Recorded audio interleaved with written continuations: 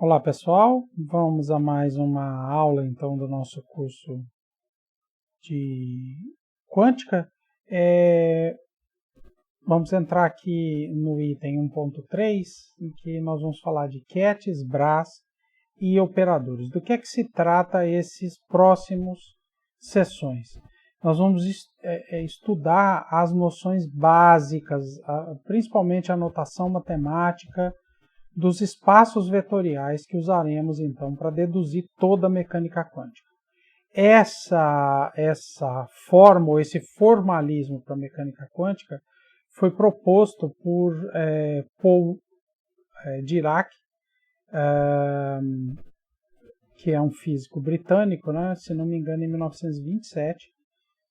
Não coloquei a data aqui, mas é um trabalho dele em que ele propõe essa forma da gente descrever, então, toda a mecânica quântica. E a ideia aqui é usar o que a gente chama a álgebra dentro dos espaços vetoriais, né? A noção de espaços vetoriais. E no caso da mecânica quântica, explicitamente, são espaços vetoriais complexos, ou seja, cujas entidades, os números, são complexos, as funções e assim por diante. Então vamos começar com o que é que a gente chama do espaço dos QETs. Então a definição do que é o espaço dos QETs. O espaço dos QETs é um espaço vetorial complexo, cuja dimensionalidade, então o tamanho do espaço, né? Por exemplo, o espaço físico usual que a gente vive é um espaço de 3 dimensões. Eu preciso definir comprimento, largura e altura, né, dos objetos para identificar as coisas, né? Então, é um espaço vetorial complexo cuja dimensionalidade depende do sistema físico em questão. Por exemplo, no caso do experimento de Stern-Gerlach, como os átomos de prata se dividem em 2 possíveis estados, cada vez que eles passavam por daquelas regiões, né, aqueles arranjos de campo magnético de Stern-Gerlach, que é com campo magnético inhomogêneo, eu separava os átomos em 2 conjuntos. Então, esse é um exemplo típico em que a dimensionalidade do espaço é 2. Eu tenho 2 estados possíveis. Um outro exemplo é a posição ou momento de uma partícula que, por exemplo, poderia assumir valor qualquer, né? Então, que representaria o caso de um sistema de dimensão infinita. Tá? Esse aqui é um caso particular que nós vamos ver também, que é o que a gente chama de espaço de Hilbert. Na mecânica quântica, um estado físico do sistema é representado por um vetor espaço nesse espaço vetorial complexo. Seguindo a notação de Dirac, identificaremos este vetor estado ou simplesmente o estado pelo QET. E essa aqui é a notação, né? É uma barrinha, alguma coisa que caracteriza, que dá o nome e o sinal de maior. Então isso aqui é o que a gente chama um QET, ou é uma entidade dentro desse espaço vetorial complexo que pode representar um estado possível para o sistema quântico. O primeiro postulado da mecânica quântica é que esse QET alfa, então este vetor estado, contém a informação completa sobre o estado do sistema. Tudo que podemos saber sobre o sistema físico está contido, então, dentro deste vetor estado alfa.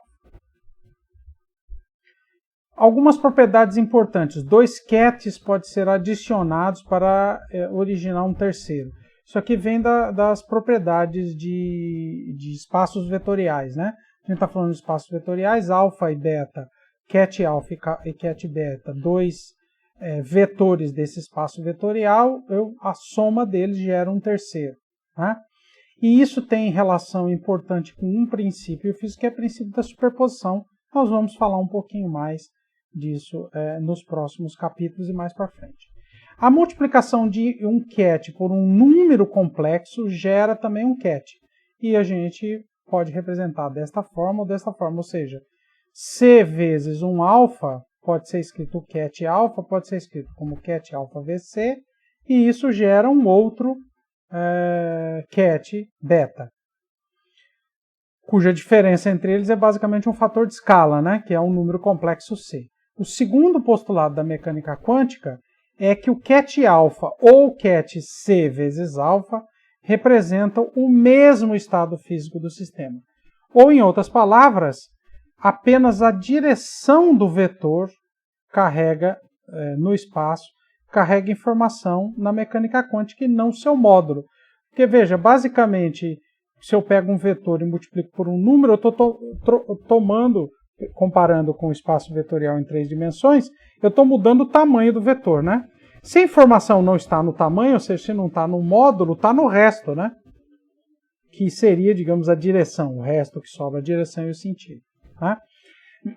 Então, o segundo postulado é que a informação não vem do tamanho do vetor, mas a sua orientação nesse espaço vetorial complexo. O terceiro postulado da mecânica quântica é que as grandezas físicas, também chamadas de grandezas observáveis ou observáveis, são representadas por entidades chamadas de operadores. Esses operadores, o que eles fazem? Operadores atuam num ket à sua direita, produzindo um outro ket, ou seja, eles operam sobre um ket, transformando este ket num outro. Então, a gente escreve matematicamente assim. E nós vamos usar a notação que tem no livro do Sakurai, de que letras em negrito representam operadores. Né? Então, o operador A atuando no ket alfa, pode ser escrito dessa forma, ou de uma forma mais resumida, leva a um outro vetor no espaço, ao ket beta. Pronto, é isso aí, usaremos negrito. O conjunto de kets A1,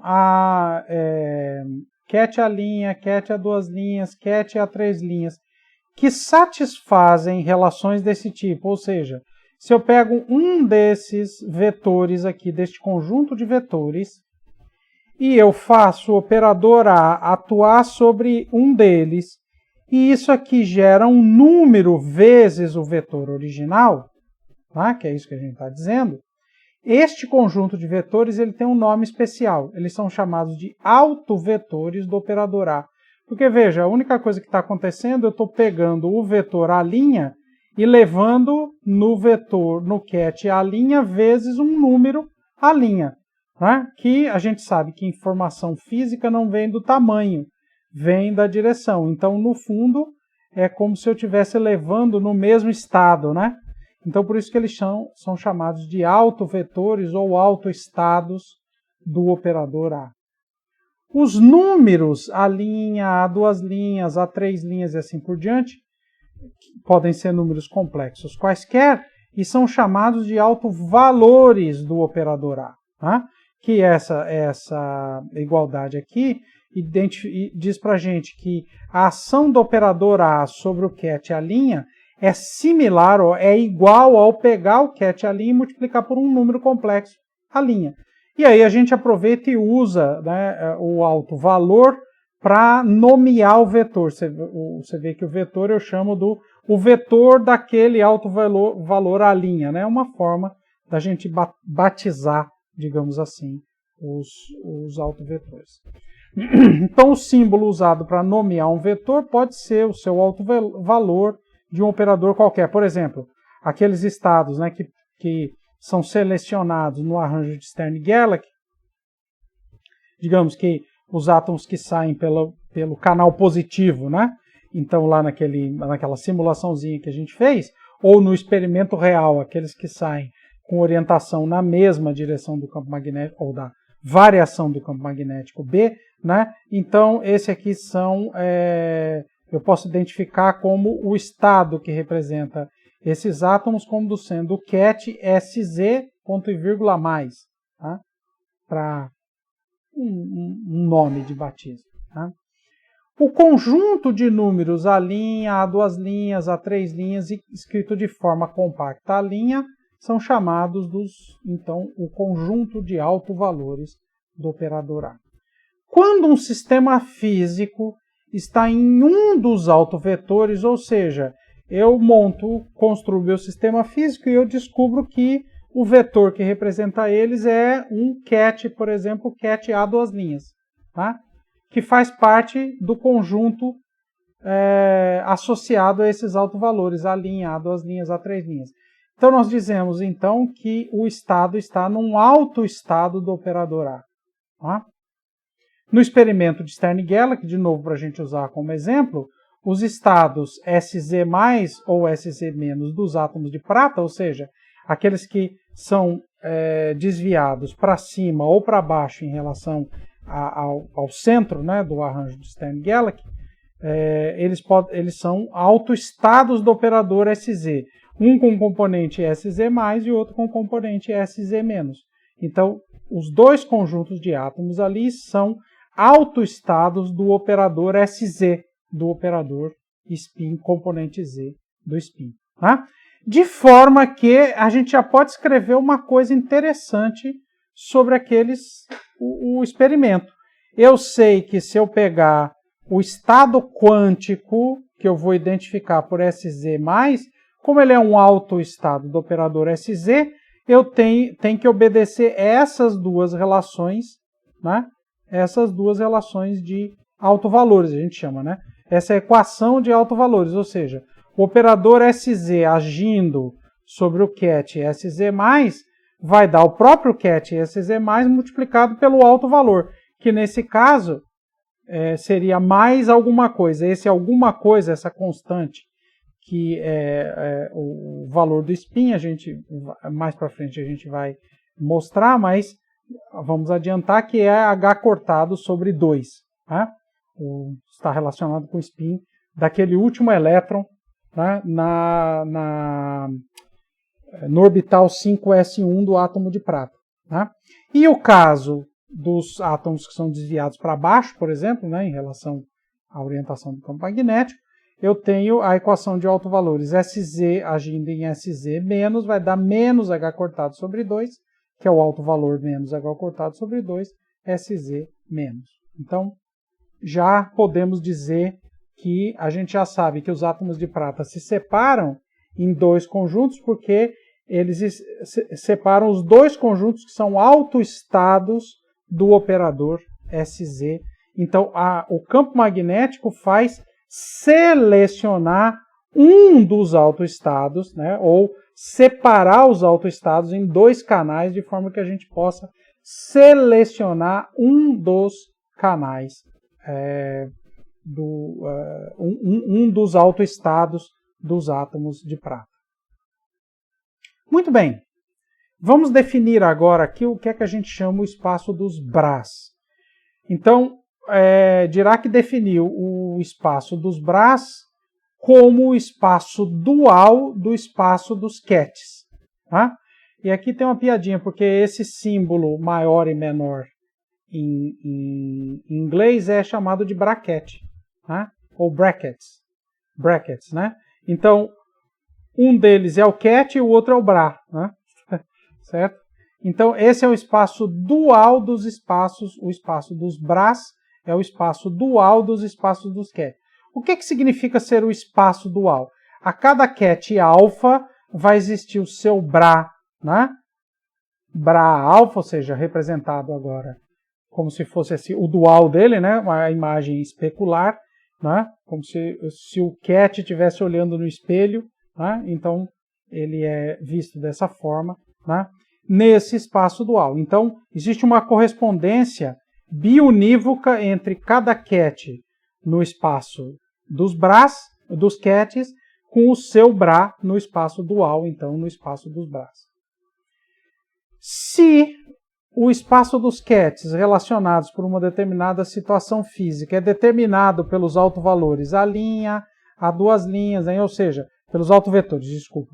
Então, digamos que eu tenho um sistema físico que está num dos autoestados, eu sei que ele pode estar num dos autoestados do operador A. Então, eu tenho aqui, ele pode estar no Bra, no estado representado pelo ket A', pelo ket A duas linhas, pelo ket A três linhas. Como é que fica o espaço dual? Esse espaço vai ser definido pelos Brás correspondentes. Pelo Bra A', pelo Bra A duas linhas, pelo Bra A três linhas e assim por diante. Da mesma forma que no espaço dos cats, a adição de dois cats, alfa mais beta, gera um terceiro cat também no espaço gama, a relação dual disso aqui é que a soma do Bra alfa, que corresponde ao cat alfa, com o Bra beta, que corresponde ao cat beta, vai gerar o Bra gama, que corresponde ao cat gama. Então existe uma correspondência biunívoca nessa relação. Para a multiplicação, a regrinha é um pouquinho diferente. Então, se eu tenho a operação um número complexo vezes o cat alfa, a relação dual disso aqui é o complexo conjugado da constante C vezes o Bra alfa. Né? Ou, genericamente, se eu quiser escrever uma relação logo envolvendo produto por um número e soma, então essa relação, um número complexo C alfa multiplicando cat alfa mais um número complexo C beta multiplicando cat beta, qual seria a relação, o equivalente ou o dual dela no espaço dos Bras? É o complexo conjugado de C alfa multiplicando o Bra alfa mais o complexo conjugado da constante de C beta multiplicando o Bra beta. Define-se o produto interno de um cat por um Bra, também chamado de produto escalar. Nós vamos ver que tem várias similaridades com o produto escalar no espaço vetorial 3D, como sendo o produto do, por exemplo, o produto interno beta alfa é o Bra beta vezes o cat alfa, ou que seria a forma compacta de escrever esse produto aqui, né? Para abreviar a notação, a gente pode escrever dessa forma. Tá? O produto interno ele tem duas propriedades importantes e fundamentais, que são postuladas. A primeira delas é que o produto interno do Bra beta com o cat alfa é igual ao complexo conjugado do produto do Bra alfa pelo cat beta. Tá? E a segunda propriedade que é postulada é que o produto interno do Bra alfa pelo seu dual, né, pelo cat alfa, ele é sempre maior ou igual a zero. Tá?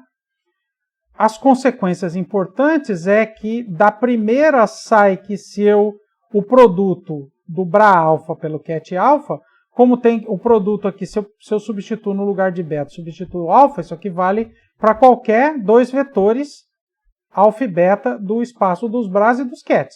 Então, se eu pegar o mesmo vetor aqui, eu vou descobrir que Bra alfa cat alfa é igual a complexo conjugado de Bra alfa com cat alfa.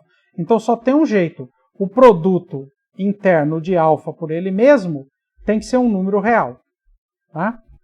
E a segunda propriedade indica também que é o que a gente chama de todos os possíveis espaços vetoriais que produzam números reais, nós, no espaço da mecânica quântica, nós só vamos considerar aqueles que a gente chama que tem métrica positiva, ou seja, que o produto interno de um cat pelo seu Bra dual, ele é maior ou igual a zero. Tá? E a igualdade, ou seja, quando é que isso aqui é igual a zero? Só se o cat for identicamente nulo, né? Ou seja, se o cat representar o elemento nulo do espaço vetorial. E aí, um cat identicamente nulo, ele não carrega nenhuma informação, então ele não representa nenhum estado físico possível para um sistema. Tá? Dois cats são ditos ortogonais, então, quando é que o vetor alfa é ortogonal ao vetor beta? Quando o produto interno deles, e aí que vem a similaridade, né? Ao produto escalar, quando o produto interno deles for igual a zero, ou seja, se eu pegar o Bra beta vezes o cat alfa, isso é igual a zero. Vale também o contrário, né? Porque eu posso usar a primeira propriedade e pegar Bra alfa, cat beta complexo conjugado, também vai ser zero, né? Que vai ser igual a Bra alfa vezes o cat beta, né? Tudo igual a zero. Então, se eles são ortogonais, esse produto é igual a zero. E aí a similaridade, por isso que vem produto escalar, né? Se eu tenho dois vetores no espaço de 3 dimensões que são perpendiculares, o produto escalar deles é 0. Tá? Então, daí que vem a ideia. Tá? Então, é isso aí, né? Usando essa primeira propriedade, já falei, né? Então, se a gente usa o fato de que, usando a primeira propriedade, eu também tenho que o Bra alfa vezes o ket beta tem que ser igual a 0. Dado um determinado ket alfa não nulo, a gente sempre pode construir um ket normalizado. Qual é a ideia aqui? Normalizado é aquele que o produto interno dele por ele mesmo vai dar igual a 1. Tá? Então o tamanho dele é igual a 1, que é o equivalente a pegar o produto escalar do versor I pelo versor I, né? Então o versor que identifica a direção x, por exemplo, no espaço de 3 dimensões, ele é um vetor de tamanho unitário, né? Então se eu faço o produto escalar dele por ele mesmo, dá igual a 1. Então essa que é a ideia, né? Como é que eu pego um vetor qualquer e faço ele ter tamanho igual a 1? Ora, eu pego ele e multiplico por 1 sobre a raiz dele, do produto interno dele por ele mesmo, né? Se a gente pegar esse ket alfatil agora, pegar o dual dele, né, que vai ser o Bra alfa, o complexo conjugado desse número, eu vou ver que a gente obtém, então, um vetor normalizado. Né? O termo, então, esse termo do produto externo alfa vezes alfa, é também chamado da norma, ou do módulo, ou do tamanho, né, mas é a norma do ket alfa. Como o ket alfa ou um número qualquer vezes alfa representa o mesmo estado físico do sistema, a gente pode considerar a gente pode usar, por simplicidade, somente kets que são normalizados sem perder nenhuma informação. Porque a informação física, lembra, não está no tamanho do vetor, mas sim na orientação dele dentro do espaço vetorial. Muito bem. Falando um pouquinho mais de operadores, né? Bom, primeiro o livro usa uma notação que A, B, C usa para operadores que representam observáveis, ou seja, grandezas físicas, e X, Y, Z operadores quaisquer, com exceção do operador posição. Então, eu coloquei aqui porque está lá no capítulo, mas tem exceções, né? Tá certo? Mas de um modo geral, A, B e C ele vai querer dizer para observáveis e X, Y, Z operadores qualquer. Bom, operadores então atuam nos kets à sua direita, produzindo como resultado um outro ket. Isso aí a gente já viu.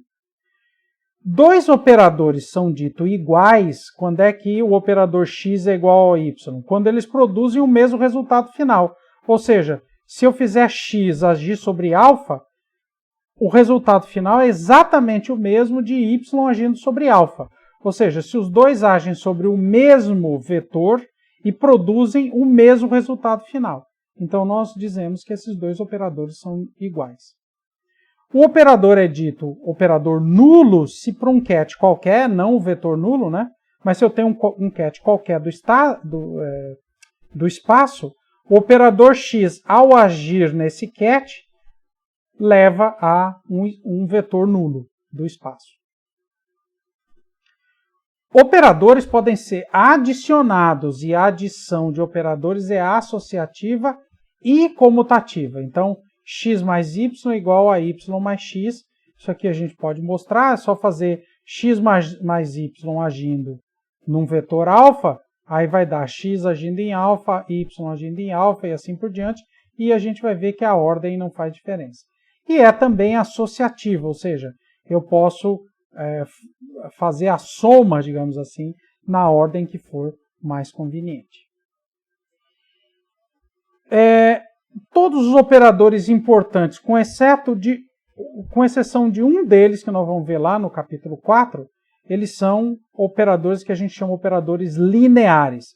Ou seja, se o operador x agir numa combinação desse tipo, né, ou seja, C alfa multiplicando o alfa, o ket alfa mais C beta multiplicando o ket beta, o x pode ser distribuído nas duas parcelas e, na verdade, eles não vão alterar a constante multiplicativa. Então, o que a gente quer dizer aqui é que o x, ao agir nesse primeiro termo, ele age no ket alfa e não na constante multiplicativa, né? Então, eu posso trocar a ordem de uma constante multiplicativa de um número complexo com o operador que está agindo sobre esse produto. E a mesma coisa nesse outro termo aqui. Os operadores atuam no BRA que tiver à sua esquerda, né? Então, para o espaço dual, a ação de um operador ele atua no BRA que está à sua esquerda, levando a um outro BRA, né? E essa aqui, então, é a operação dual que corresponde ao operador x, né, agindo, né, sobre... seria o equivalente no espaço dual, digamos assim, né? O ket x-alfa e o BRA alfa-x, em geral, não são bionivocamente conectados. Ou seja, um operador qualquer, ele pode transformar o BRA de forma diferente que transforma o ket, né? Então, eles não são necessariamente conectados, né? Então, nós vamos definir um símbolo que a gente chama x com uma espadinha, né? Chamado x-adaga, né? Ou o autoadjunto de x, ou o dual de x, de forma que aí sim, né? Aí eu tenho uma relação dual, ou seja, se o x atua no alfa, produzindo um certo resultado, qual é a relação dual disso? Ou seja, que vai produzir o equivalente no espaço dos BRAs. É o operador x-adaga agindo sobre o BRA alfa, né? O operador x-adaga é chamado de operador autoadjunto do operador x, né? Então isso aqui a gente chama de autoadjunto de x ou de x-adaga, né? Que é a linguagem corriqueira. Um operador é dito hermitiano, então aqui é um caso especial, né? Quando o x for igual ao x-adaga, ou seja, quando o operador transformar os BRAs da mesma forma que ele transforma os kets, ou seja, quem produz a alteração do lado de cá é equivalente a quem produz a alteração no BRA, então esse é o que a gente chama de operador hermitiano. Ele e o seu autoadjunto são iguais, tá? Então são casos especiais, tá? Bom, muito bem. O que acontece com a multiplicação de operadores? Operadores podem ser multiplicados. E como é que a gente interpreta a multiplicação? A multiplicação de operadores deve ser interpretada como uma ordem de aplicação dos operadores nos kets ou nos BRAs. Ou seja, se eu tenho uma operação desse tipo, né? Digamos que vamos admitir por hipótese que o operador y atua no ket alfa, levando ao ket beta. E o operador x atua no mesmo ket alfa, mas leva um ket gama.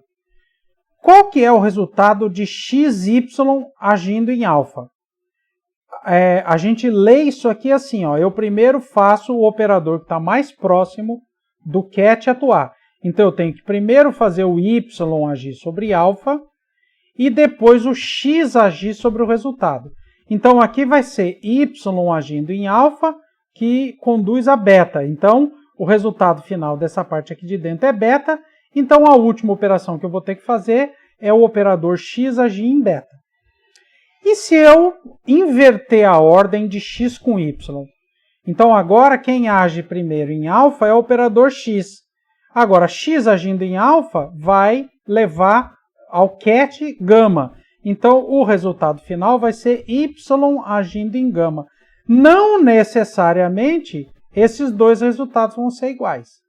Então, uma coisa super importante na multiplicação de operadores é que a ordem importa muito, né?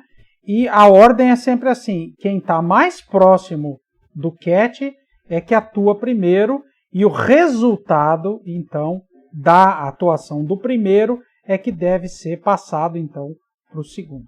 Como é que fica no espaço dual?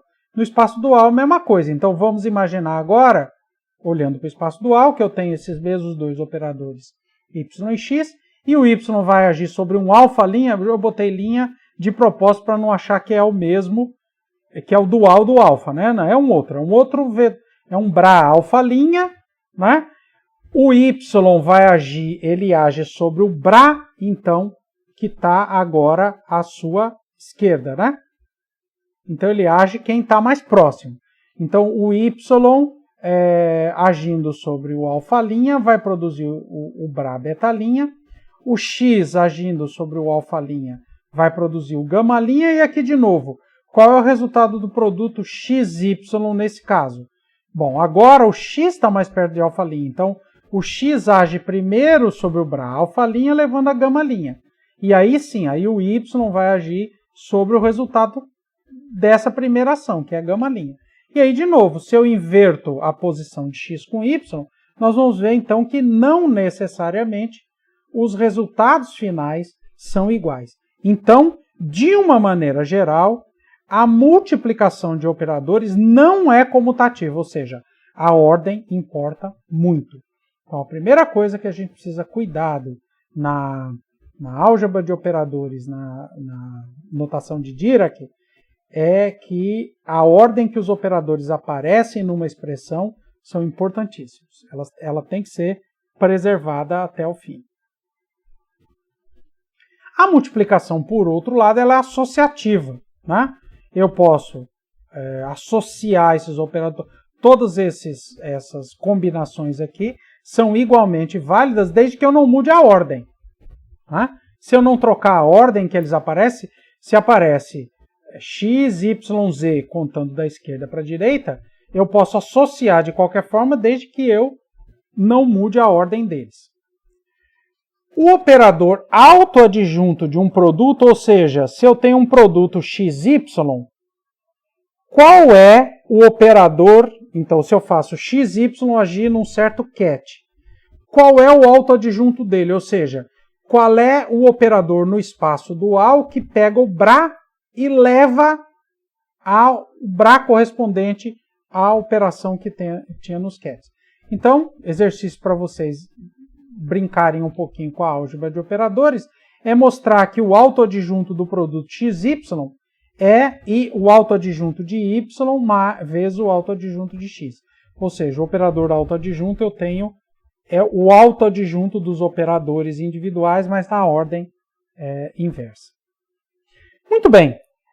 Até o presente momento, a gente considerou os seguintes produtos, né? O produto interno, que a gente chama beta alfa, né? De um Bra beta para o cat alfa, a ação de um operador num cat, a ação de um operador num Bra e o produto de operadores. Será que existem outros produtos permitidos na mecânica quântica? Sim. Tem um outro produto interessante que é o que a gente chama o produto externo, que é o produto de um cat por um Bra. Veja, aqui importante a ordem, né? É chamado de produto externo. Vamos, computador. Note que esse produto externo ele deve ser considerado, ele é um operador. Por que ele é um operador? Porque ele transforma qualquer cat alfa à sua direita no cat alfa vezes um número, né? Ó, por exemplo, gama, desculpa, né? Então, se eu pego o produto externo cat alfa Bra beta, se eu faço esse produto agir sobre um vetor gama, né? Então eu vou ter o produto, veja, eu vou ter beta, o Bra beta vezes o cat gama, que é um número, né? Que é um número complexo. Um número complexo vezes o cat alfa. Então, eu parto do cat gama e chego ao cat alfa vezes um número. Né? Da mesma forma, se eu faço esse operador agir sobre o Bra gama agora à sua esquerda, ele também transforma o Bra gama num outro Bra. É só a gente fazer a operação, né? Então, do lado de cá eu vou ter gama vezes o produto Bra gama pelo cat alfa, que é um número complexo, né? Vezes o Bra beta. Então, eu saio do Bra gama e vou ao Bra beta vezes um número complexo. Então, ele é um operador, ele transforma um vetor do espaço, ou dos cats, ou do Bra, num outro vetor, né? Quem faz isso é um operador, né? Coisa muito importante, o produto externo é muito diferente do produto interno. Da mesma forma que o produto vetorial de dois vetores é muito diferente do produto escalar, né? Como o nome diz, o produto escalar gera um número e o produto vetorial gera um vetor. Aqui, o produto externo é um operador e o produto interno é um número complexo. Então, esses dois produtos são importantes e muito diferentes e a gente precisa ficar muito atento para eles. Quais são os produtos que a gente considera ilegais, ou seja, que dentro da álgebra de Dirac, da mecânica quântica de Dirac, eles não têm definição, não têm sentido físico-matemático. Por exemplo, o operador X do lado esquerdo de um Bra beta, solto assim, sem mais nada. Ou um cat alfa seguido de um operador X. Também não faz muito sentido.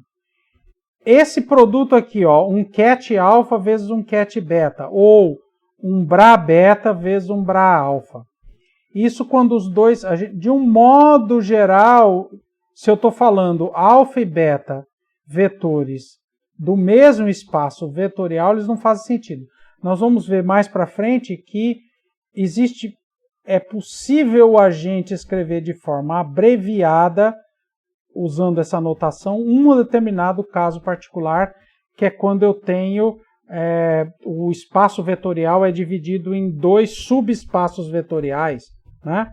Então, como se o alfa fosse pertencente a um subespaço vetorial e o beta, mas isso a gente fala num outro momento, né? Que é o que eu comentei aqui. Mas, de um modo geral, esse produto aqui é um produto ilegal, tá?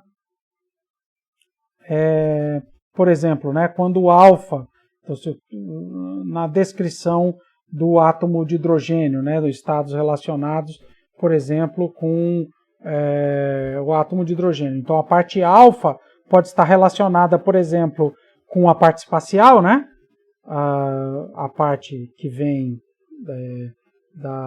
da função radial, da parte angular, e o beta pode estar associado com a parte de spin.